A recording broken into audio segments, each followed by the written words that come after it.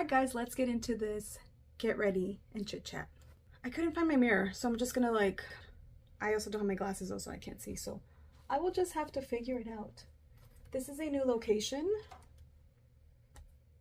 so we're trying this out. There's all these things that I have in mind that I want to talk about, and I will, but I think I should just talk about what's on my mind lately, because that's what I'm more passionate about. And I definitely want to talk about whatever I'm passionate about at the moment, because I'll have more to say. And it just comes out, it flows out easier. You know what I mean? When you feel strongly. I feel strongly about everything. I'm not subtle. Unless, of course, it's none of my business. If it doesn't concern me, I could not care less. Anything that does concern me or I'm working on, I feel very passionate about. So the thing that's been on my mind lately, are we just going to dive in? Are we going to dive in that quick? I think we are. I think we should. You guys want to see what I've gotten recently for makeup? I'll just tell you really quick. I got this Kopari trio of lip glosses because I found it at Marshall's and I've been into Kopari lately. I realized I kind of don't think I need any more makeup or lip products, so I need to stop. And then I got this brown eyeliner from Walmart. So I can try to do some wing liner, and brown seems like it would be more subtle on my face than black. Sometimes black can be a little harsh. So I really wanted to try it. I also saw Amy Glam that she got this one from Fenty Beauty and it looks really cool. And I kind of wanted to get the Fenty Beauty, but I don't want to keep making Sephora orders because it's kind of like this cycle where you can't stop once you start. At least for me. I'm going to start with some dewy drops. Wait, how low can you guys see? Because I'm not trying to have you guys see my bonsai here. Hopefully not too low. I'll have to edit it out. The topic I wanted to discuss is emotional labor. Honestly, I'm probably the worst person to discuss this because I barely even know what it means. I just know what it feels like and I know how it makes me feel. At least for me, emotional labor is the act of having to do the thought process and the feelings for something and have to process it. And sometimes to save other people or to understand other people or to listen to other people, there is some emotional labor involved. For example, if your friend calls you to vent and she's telling you all these really deep traumas and things that are traumatizing to even hear, not to be dismissive of their trauma, but to dump your issues on somebody is giving them some emotional labor. It's giving them something heavy to carry emotionally, you know? So that's how I understand that, where it's this thing that you carry. Sometimes when somebody's acting poorly or has some crappy behavior, if you are the person who is a little bit more emotionally mature, you're doing the labor in the sense of hey, I'm not going to respond to this person because I understand that their feelings are overwhelming. I understand how they got to where they got to, regardless of whether it's wrong or whether they're absolutely going about it the wrong way. I understand them. So then you're the person who doesn't respond. You're the person who stays level-headed. You're the person who stays grounded and who stays sane in the situation. You just remain stable because you understand them, although never in a million years would they be able to understand you or reciprocate that that same level of understanding that you do for them. So that is what emotional labor is to me. There's so many situations though where we're doing emotional labor for others as well as our own, and that gets so heavy. That shit is heavy. Do not pay attention to my crusty, dusty sponge, okay? We're not going to talk about it. We're not going to think about it. We're just going to ignore it and pretend that it's not there, okay? Like how we do with all of our issues. Just kidding. Hopefully this matches.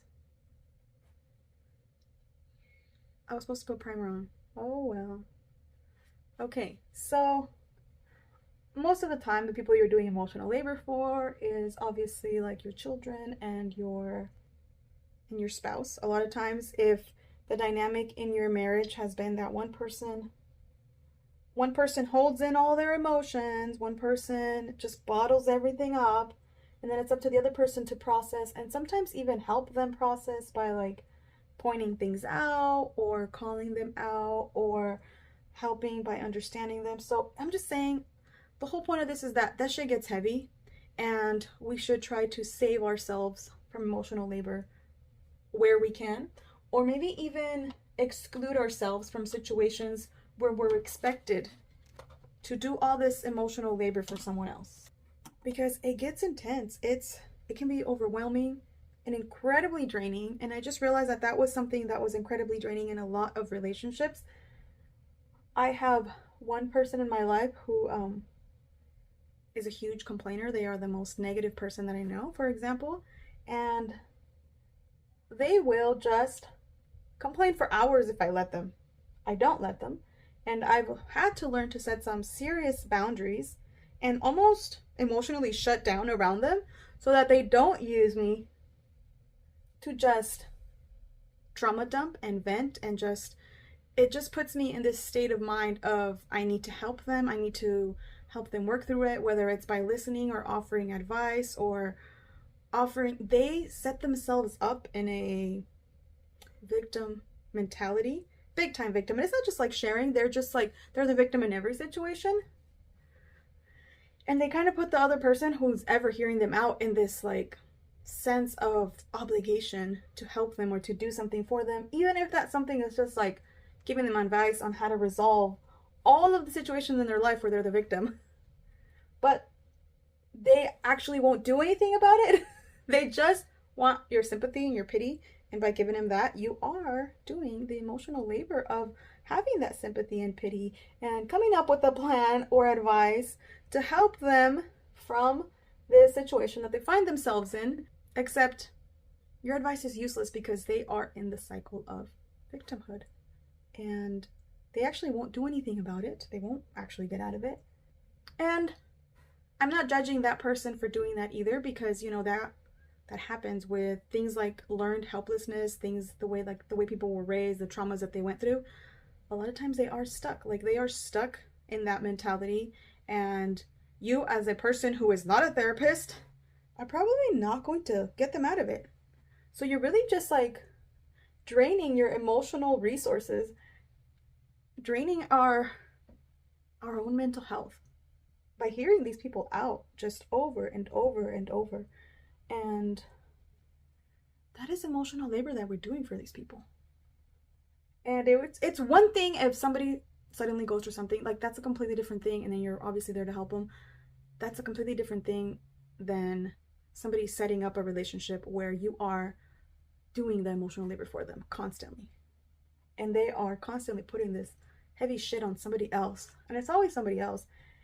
And everything in their life is always somebody else's fault. Everything. So I definitely want to talk about emotional labor more and like on a deeper level. But that's just what I am currently working on, is setting those boundaries to not take on people's shit. You know, not like literally take it in. How many layers of foundation have I done? Like, I'm just here going off with this foundation. I mean, it kind of looks kind of good. I think I've done like 3 minor layers. I think it's blended in. Geez, I've been blending for like 10 minutes. Look, it has the little sticker still, so I'm gonna remove that film. ASMR. So the whole emotional labor thing is really about, it's related to the other thing I said about getting their emotions and thoughts in our head and not just resolving their issues, but also trying to save them from causing them more issues. And I'm not really just sitting here like talking about anyone in particular. There's multiple people that have this type of behavior, to be honest. And then when you know of people, this is sort of related, okay? When you know of people criticizing you all the time, when you know how people are going to criticize you or what they criticize in you, that's what you try to prevent and avoid, to like give them more ammo and shit to talk about. That's been my experience moving to a small town with very nosy people. Unfortunately, know of quite a bit of people that have this whole narrative behind my back going on. which is really trippy because like it's not even people that I'm close with or talk too much, but they are still in my life by connection. I'm still connected to these people in a sense. This is very 2016 makeup. 2016 called and they said they want their makeup style back. I feel like maybe this is very, very specific what I'm talking about. Like that nobody's gonna relate, but hey, whatever. This is what's in my mind. So this is what I'm gonna talk about. So when you know of people constantly criticizing or nitpicking at the things that you're doing, you begin to be a little bit like self-conscious about it and stop doing it. I mean, I think it even happens to a lot of people that are online or in the public eye in any way, where if people are constantly talking about something, it creates this insecurity. Even like bullies at school, I guess, like whenever they make fun of you, that's the thing that you now are going to be insecure about. As crazy as it is, it could have been something that you never thought about, you never even realized, or a flaw or something that you have that you probably weren't even self-conscious about, but you just become hyper aware of this now once it gets criticized. And then that turns into sometimes a lifelong insecurity. And it's the same thing for people that talk shit about you, people that criticize you, people that start to like judge you over these things sometimes that you can't even help, or things that you say or things that you do, or something about the way you are or even look, you know? And you become self-conscious about it to the point that now you got them in your head. And now let's say they made fun of your big ears, you know? Now every single time you're gonna want to put your hair up, you're gonna think of that, and it's just gonna be this negative thing where you want to hide your ears most likely because you were told that your ears are big and they stick out and you were laughed at or ridiculed or judged. You're now going to have them in your mind forever or for a long time. And that sucks so bad because the stupid person who said that shit said it and they were done. And it meant nothing to them probably. And it was just them being spiteful, being crappy people, being bullies, whatever they're doing. They just say shit, you know? And that's just going to stick with you for so long, possibly forever. And I have some of those things, like my uncle made fun of my head when I was small. And that was not like a big one. It wasn't like I was super insecure about it, but I was always like sort of aware of it. So I didn't wear my hair up very much because I thought that I have a weird shaped head. And I kind of do. He used to say that my head was shaped like a jicama, which is like this oddly shaped ball. And it is shaped weird. And it's probably because I had that thing where like a flat back head because my mom probably didn't pay any attention to me. So I was just laying there. So my head is shaped weird. And because of that, I never wore my hair up because I felt so insecure about my head. And it wasn't like, oh my gosh, I feel so bad. It just feels like, oh, I have this weird shaped head. So I'm just not gonna wear my hair this certain way, or I'm not gonna do anything to accentuate the shape of my head. And that's all it was. It wasn't like, oh my gosh, I was just ashamed of my head. Oh, that, and also like when I was in school, there was this boy that did make fun of me for having a big head. So that's something that's always stuck with me. Like I remember this kid's full name. I remember the things he said and the joke he said in 5th grade. You know what I mean? And yet this kid probably has zero recollection of it, but he lives in my head. You know what I mean? The shit he said lives in my head. These people's judgments are still there. And that is how these shitty people with their shitty comments, with their judgment, live in our head. I'm literally like now making the connection that the people that talk shit about you and are judging you are bullies. Even if they're just chismosos that are criticizing you, that's still a form of bullying. I never really had connected that. So chismosos are bullies.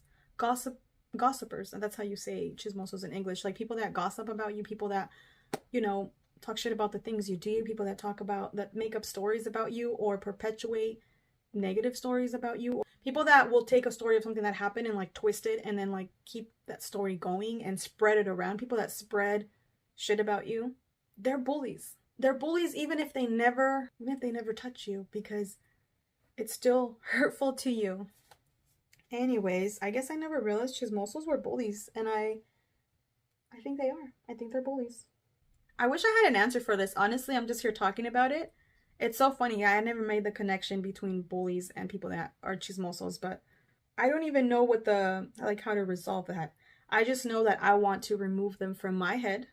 I don't want them to be there still. I don't want the negative things that they say about me to be holding me back in life, because that sucks. And a lot of times people just said shit just to say shit. It's not like it even had a lot of meaning to it. I genuinely don't believe that a lot of the things that are said about us have real meaning, unfortunately. It's not like those things that they say have this huge impact in their life. I feel like obviously they just say it just to say it, but man, the impact that it creates in our lives is long lasting, in my opinion. I think it's long lasting. I think it's long lasting, and I think it's very damaging to our psyche, to our mind. It's crazy because I never thought of myself as somebody who gets bullied or gets. I guess I thought I wanted to think of myself as a really strong person, but a lot of these people, sometimes people in our lives that are criticizing us and judging us, they're so good at painting themselves as the victim, and in their narrative, they truly believe it, that if you even try to stand up for yourself in any way, it only perpetuates their belief that you're the aggressor. And I hate that shit. Man, I hate that. I hate that. Because they could spread and spread shit about you by portraying themselves as the victim. Like, oh, this person's doing this to me. Oh, this person's rude to me. And as long as they paint themselves as a victim, they could say anything. Literally anything. And they're the victim, though. They're the victim. And if you're like, hey, don't be saying shit about me, and it's like, see, they're still the aggressor. They can literally paint you as the aggressor, and then bam. So I mean, that's a life hack for toxic people. Just paint yourself as a victim, and you can talk shit about anybody. You can do anything. Because if anybody calls you out on your shit, just revert back to your, hey, victim mentality. There you go. You can do whatever you want now. It's disgusting. Everybody needs therapy. Because Jesus hasn't helped some of these people. I wish I could say they just need Jesus, but man, a lot of these people already have Jesus in their life. And it hasn't helped. No, really. You all need therapy, not just Jesus. I really feel like I keep doing makeup like 2016 for some reason. Like I haven't gotten the hang of this modern makeup, this 2023 makeup. Every time I keep making my under eyes too bright, and I keep contouring and everything like back in the day. I guess I'm gonna do and wear and go with whatever's more flattering to me versus whatever's the trend. You know, that's what I want to do, and that's the only makeup I want to do. I definitely think that's how everybody should do their makeup. Like, do your makeup what suits you. I have a round face, so I think contouring is like mild contouring is still gonna be what works best for me, you know? Because of my round face. I don't even know if anything I said just made sense. I kind of hope it did though. I think talking to you guys is going to be like my therapy. So, I don't know if any of you guys know, probably not, but I was struggling with some serious, I'm just going to touch on this slightly because I don't want to just sit here and like complain to you guys either. Or maybe that's all this channel is, just me sitting here complaining about my life. I don't know. I was really struggling with some stomach issues after the baby and after the surgery. I never really healed. I was always struggling, and then I started to go to the gym, and I ended up hurting myself, I believe. And then I just had all of these stomach issues that I've had for like 8 months, and I struggled. I went to different doctors, different specialists, GI specialists. I did x-rays, blood work, CT scan, contrast scan, something like that. I've done quite a bit of stuff, and I just could not figure it out. I found an amazing, and I mean amazing, doctor that I went to last week, and she was able to not only figure it out, but we also set up a plan on how it's going to get better. And it was the best doctor that I've been to in my life. She wanted to start from scratch, like the way that I was raised, my biggest traumas in my life, and how I ended up where I'm at now. And she made me feel incredibly heard and understood.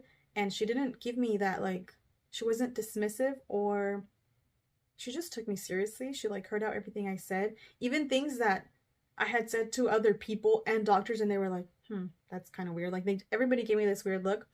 Even the thing of like how I can't drink. If I try to drink alcohol, I feel sick immediately and I feel gross.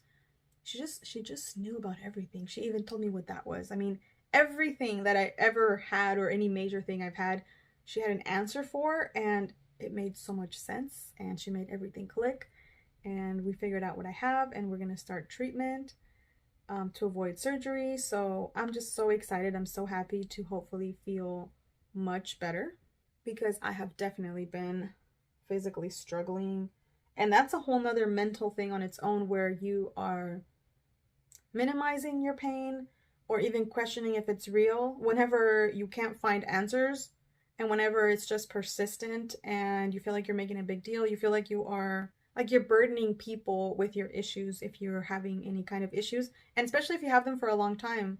I'll see somebody, that I saw a few months ago, and they're like, "Oh, you're still struggling with that? Oh, you still have that? Oh yeah, I forgot you had that."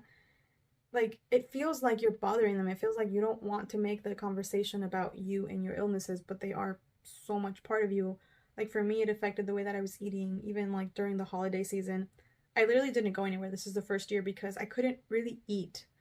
During that time, I had a bowel obstruction, which apparently I ended up healing pretty much on my own because the doctors weren't helping.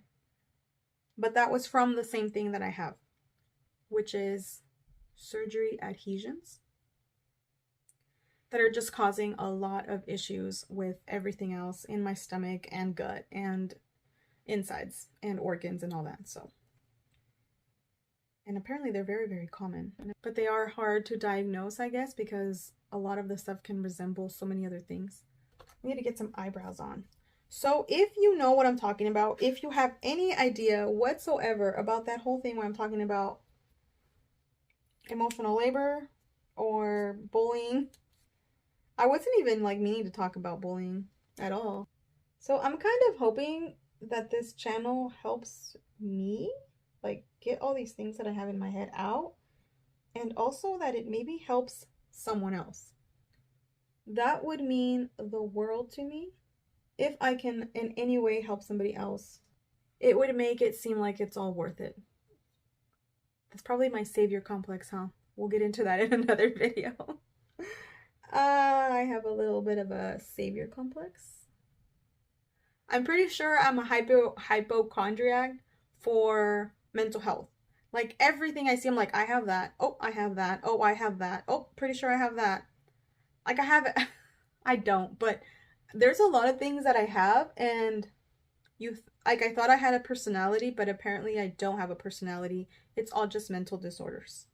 Like, my quirky, loud, weird little things I have, oh, they're just ADHD. Oh, I don't like to be touched while I'm eating. Oh, that is sensory issues. Oh, I'm always just a late person because I'm Mexican. No, it's the ADHD and time blindness. I feel like crap about myself if anybody doesn't like me, and I go into like a spiral of ruminating onto what I did wrong. No, it's just RSD that comes with ADHD. Like, everything that I thought was my personality, nope. It's a mental thing. It's a mental disorder. Yeah. Like, oh, I'm drained by being social. It's because I'm masking. I'm masking all the time, so it's incredibly draining to be masking and putting on this persona that you have to put on to be accepted by society, of this like fakeness and politeness that we have to wear, and that shit gets exhausting. So that's masking. It's not even like that you are an introvert or whatever, or an ambivert. I think an ambivert because I can look like I'm an extrovert around people, and then but I'm actually like, I get incredibly drained, and then I need some alone time, big time. I will just spiral if I don't get some alone time to recharge my battery. So I thought that I was an ambivert. No, it's just that I'm constantly masking. So everything has an official name now. It's a thin line because you can't say you have certain things because it's disrespectful to the community of that certain thing. If you don't have a diagnosis or something like that, and if you talk about it too lightly, people also get offended. But then again, I mean, it's my mental disorders. I can talk about them however I want, right? But no, having those things is not cute.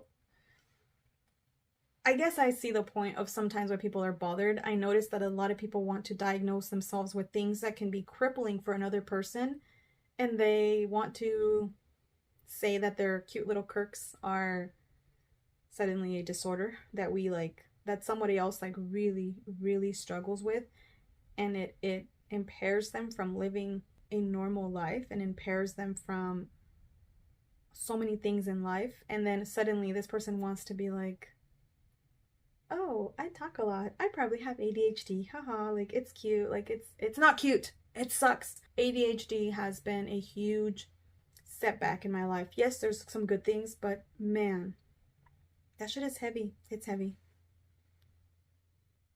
And definitely when I stop breastfeeding, I plan on starting some type of medication.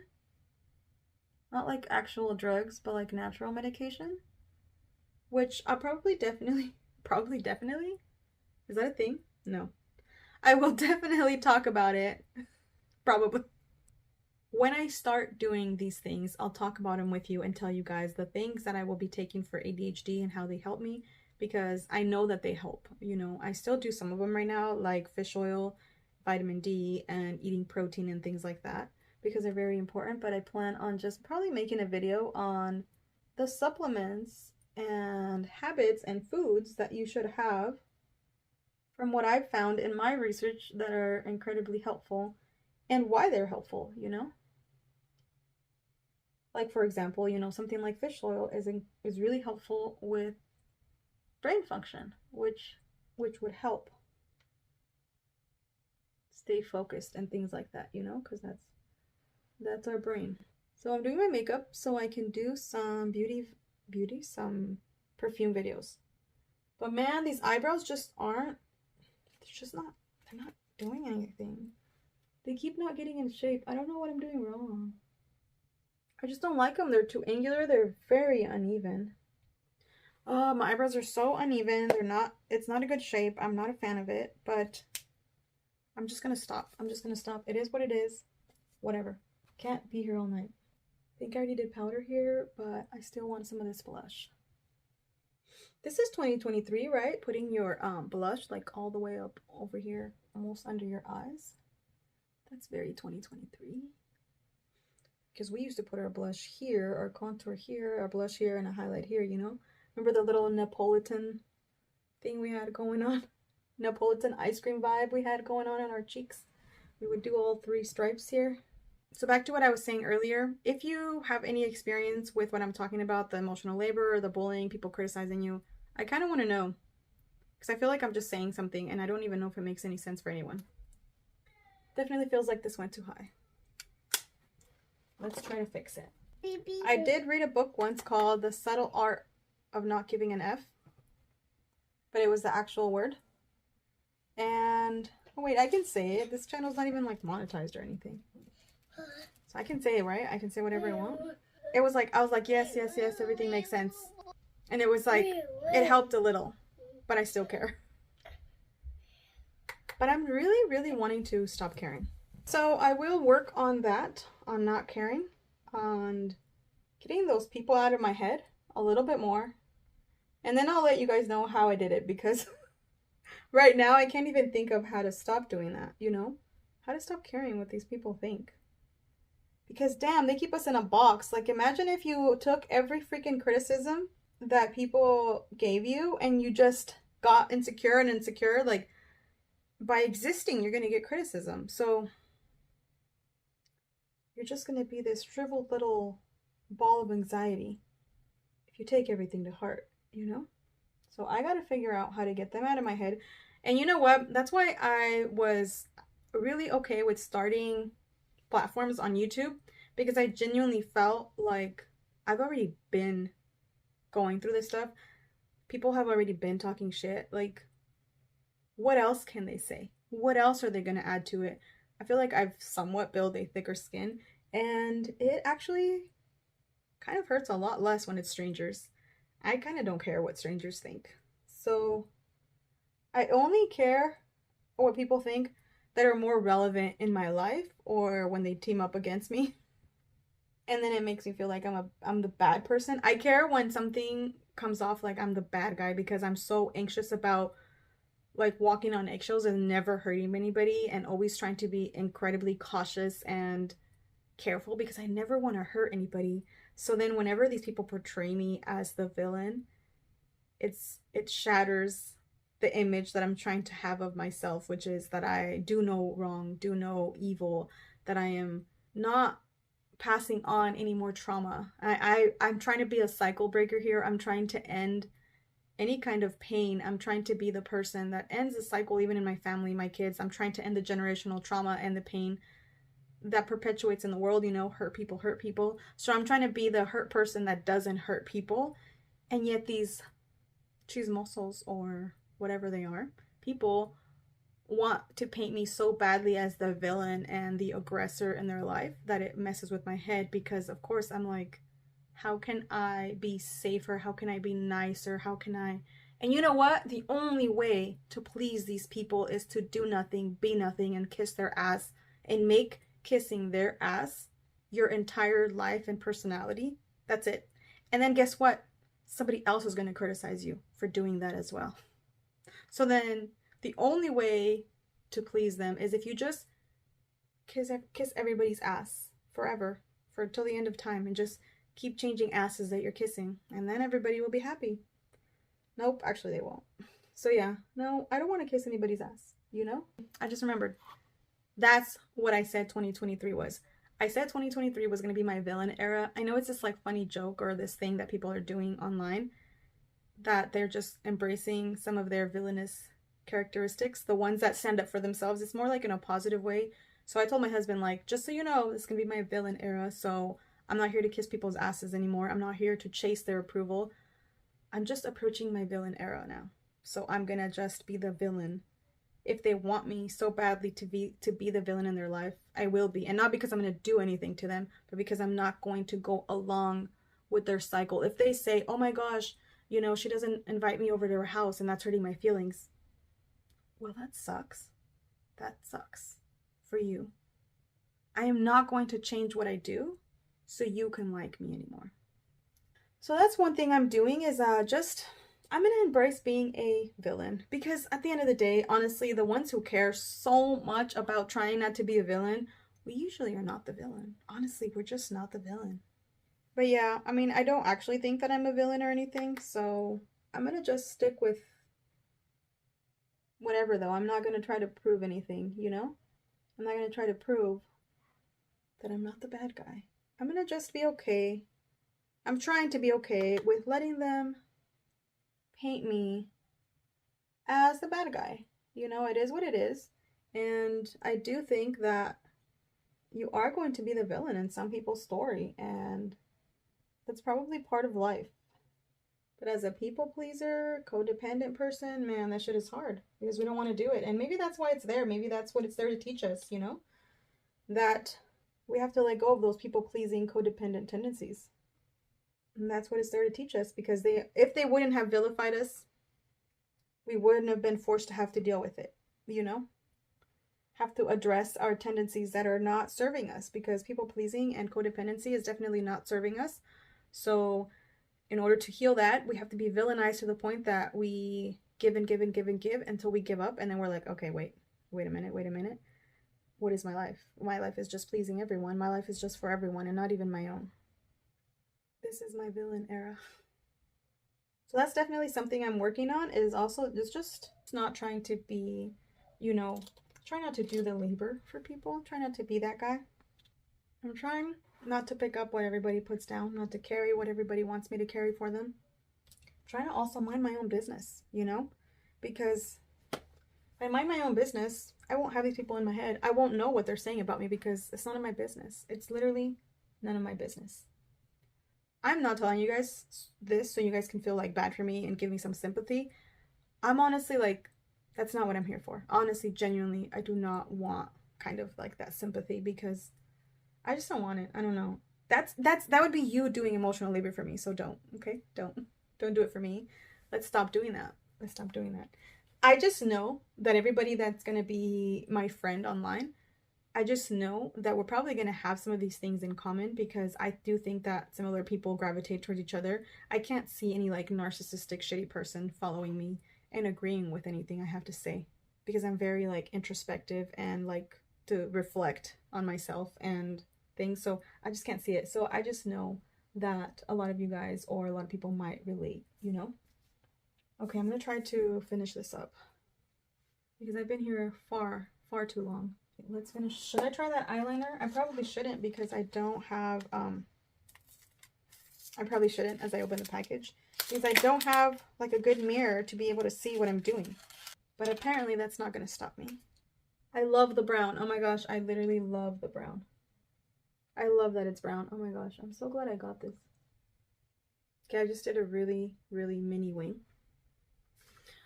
Mini, tiny wing. But I love that it's brown. I feel like it's so much, it's just more cohesive with the whole, you know, like neutral eye look. Also gonna do a quick shimmer on the eyelid. I think I should do a brown eyeliner just to like keep eyeliner, waterliner, whatever. Just to keep the browns going. Hopefully this Get Ready With Me is not all over the place, even though they are always all over the place. I saw a little video or a little clip about how you're not supposed to wiggle your mascara at your bottom lashes when it comes to your bottom lashes, because you kind of want them to be a little bit more fanned out versus clumping together. And actually, I think they're right.